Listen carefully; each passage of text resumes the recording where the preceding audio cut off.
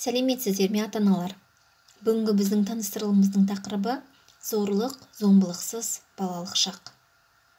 Өздеріңізге белгілі болғандай, еліміздегі төтенше жағдайға байланысты 6 сәуірден бастап қашықтықтан білім алу жүйесіне көшкен болатынбыз.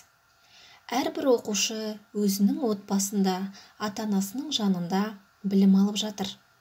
Бірақ та еліміздегі соңғы болып жатқан жайттарда балалар зорлық, зомбылықты көруі шеттетілмеді. Яғни олар әлі де көруде.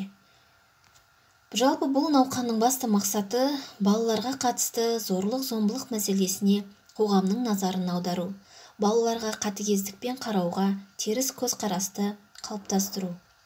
Науқанның басты ұраны сен және мен, біз әлемді бірге өзгертеміз. Халықаралық балалар құқығын қорғау туралы конвенцияда былай делінген: мемлекет әрбір баланың аман-сау өсіп, жан-жақты дамуын қамтамасыз етеді. Балалар құқығын қорғау егемен еліміздің басты құндылықтарының бірі. Сол үшін өскелең ұрпақтың дұрыс тәрбие алып, қоғамда құқықтарының сақталу жолында аянбай еңбек етуіміз керек. Әр бала өмірге келгеннен кейін бақытты өмір сүруге лайық.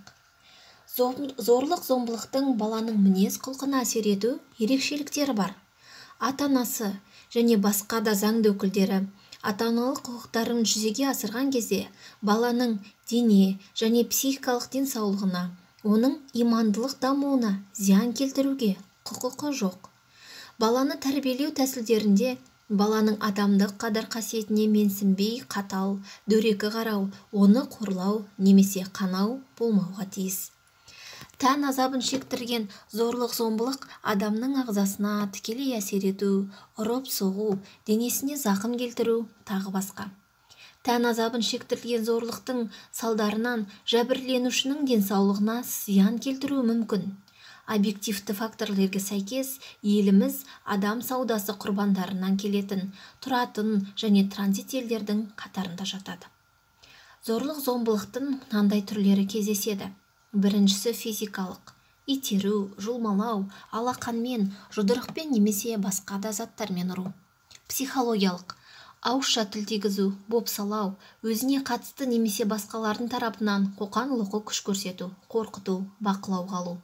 Эмоционалдық: оның намысына тие отырып, орындауына мәжбүрлеу. Экономикалық: балаларды тәрбиелеуден бас тарту, балалар еңбегін қанау, еңбек етуге мәжбүрлеу, құлдық, бопсалаушылық. Міне, елімізде күніне қаншама бала осындай зорлық-зомбылықты көріп жатыр. Бала ата-ана өмірінің жалғасы. Бала тәрбиесі қызығы мен қиыншылығы қатар жүретін күрделі процесс. Баланың ыстық суығына күймейтін, жақсылығына сүйінбейтін ата-ана жоқ шығар. Бүгінгі ұл ертеңгі әке, ол әкеге қарап өседі. Бүгінгі қыз ертеңгі ана, ол шешеге қарап өседі, бойын түзейді. Балаға білім, тәрбие беруде басты тұлға болса, оны жалғастырушы, демеуші ата-ана. Әбу-Насыр әл-Фараби: тәрбиеге әсер беретін нәрсе өскен орта, ата-ананың тәрбиесі. Сүтпен кірген сүйекпен кетеді.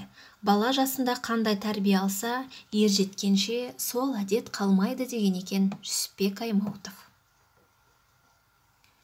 Қорыта айтқанда, отбасылық қарым-қатынастың негізінде үнемі балаға қамқорлық көрсетіп, ол отбасы мүшесі, оның пікірі мен көмегі үлкендерге қажет деген сенімін қалыптастыру қажет. Халық даналығына назар аударсақ, ол былай дейді: егер сен 1 жылдық өміріңді ойласаң, онда арпа ек. 10 жылдық өміріңді ойласаң, онда ағаш ек. Ал ғасырлық өміріңді ойласаң, онда бала тәрбиеле. Тәрбие ешқашан үзіліс, демалыс күндерді білмейді.